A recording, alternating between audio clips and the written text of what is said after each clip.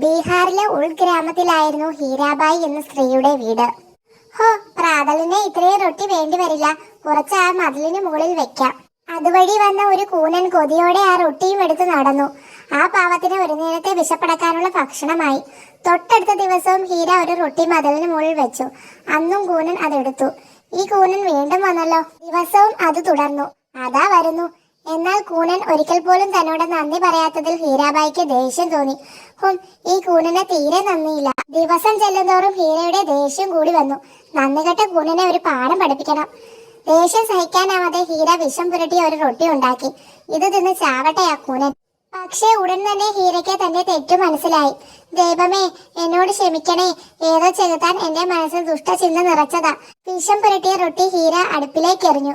കൂനന് സാധുള്ള റൊട്ടി ഉണ്ടാക്കി കൊടുക്കണം. ഹീര ഉണ്ടാക്കിയ സാധുള്ള റൊട്ടിയുമായി അന്നും കൂനൻ മടങ്ങി. ഹാവു, ഇപ്പോഴാ സമാധാനമായത്. കുറെ സമയം കഴിഞ്ഞപ്പോൾ, അമ്മേ, വാതിൽ തുറക്ക. എന്റെ മകന്റെ ശബ്ദമല്ലേ? ദൂരെ പട്ടണത്തിൽ ജോലിക്ക് പോയിരുന്ന മകനായിരുന്നു അത്. അയ്യോ മോനെ, നിനക്ക് ഇതെന്താ പറ്റിയത്? ഒരാഴ്ച മുമ്പ് പട്ടണത്തിൽ നിന്ന് അവധിക്ക് വീട്ടിലേക്ക് വരുന്ന വഴി ചിലർ എന്നെ കൊള്ളയടിച്ചു. അയ്യോ, ഭക്ഷണവും വെള്ളവും ഇല്ലാതെ ദിവസങ്ങളോളം ഞാൻ കാട്ടിൽ കിടന്നു. ബോധം നഷ്ടപ്പെട്ട എനിക്ക് ദാ ആ നിൽക്കുന്ന കൂനൻ ഭക്ഷണം തന്നു.